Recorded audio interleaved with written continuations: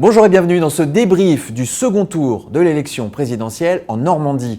La Normandie où la participation se maintient comme il y a 15 jours autour de 75%. Alors c'est 2 points de moins que lors du deuxième tour de 2017, mais ça reste quand même supérieur à la moyenne nationale. Et à l'image du reste du pays, Emmanuel Macron remporte la majorité des suffrages devant Marine Le Pen, même si par rapport à 2017, là aussi, l'écart se réduit considérablement entre les deux candidats.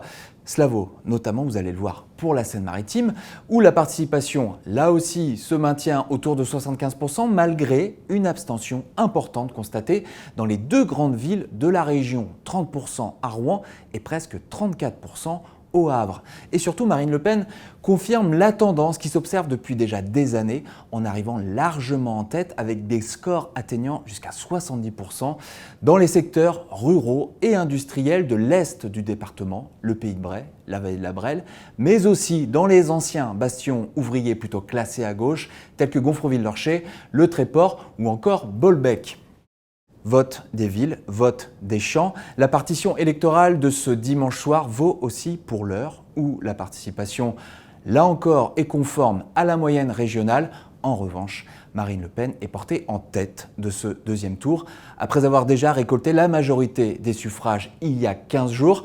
Vous pouvez le voir, la tendance est presque même inversée par rapport à 2017 entre les deux candidats. Alors le RN, dans l'Eure, aujourd'hui, a le sourire en pensant aux législatives, puisque Marine Le Pen se classe en tête dans 4 des 5 circonscriptions du département.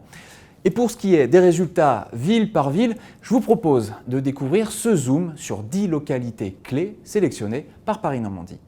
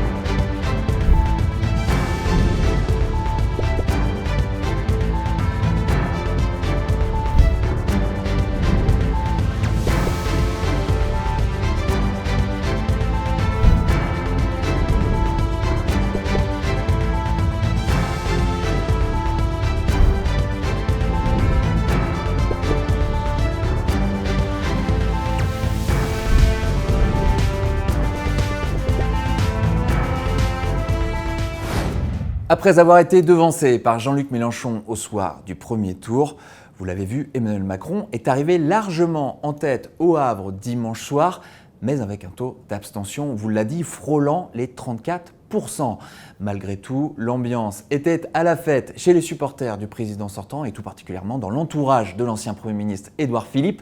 Aurore Coulon s'est glissée pour Paris Normandie dans les pas de la députée Agnès Firmin-Lebaudot, pressentie pour devenir un pilier de la future majorité sous la bannière Horizon, le parti fondé il y a maintenant 6 mois par le maire du Havre.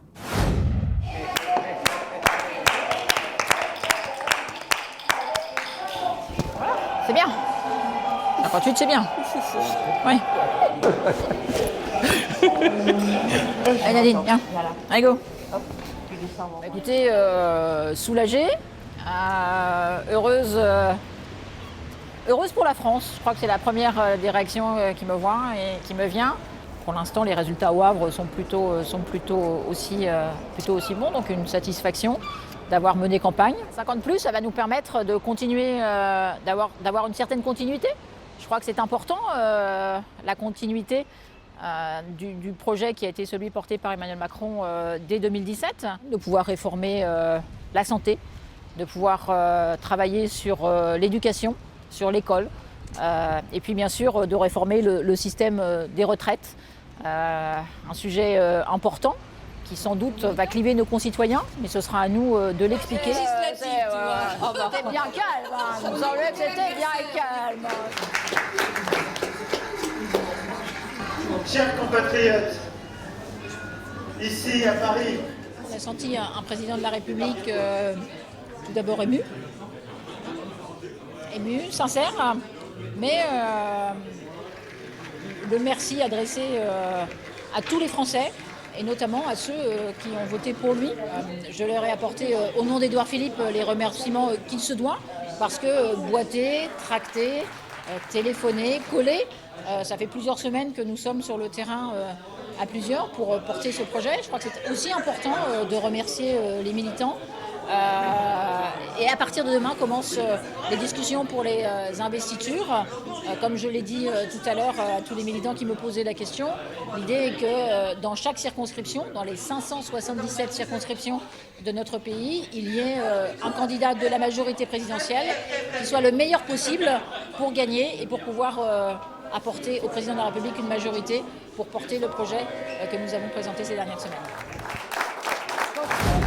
Voilà, c'est tout pour ce débrief du second tour de l'élection présidentielle en Normandie. À nouveau, je vous invite à nous retrouver ce lundi 25 avril à midi en direct sur le site, l'application et la page Facebook de Paris Normandie pour le décryptage de ces résultats en compagnie de Thierry Rabillet, rédacteur en chef de Paris Normandie, et de notre consultant politique Fabien Bottini.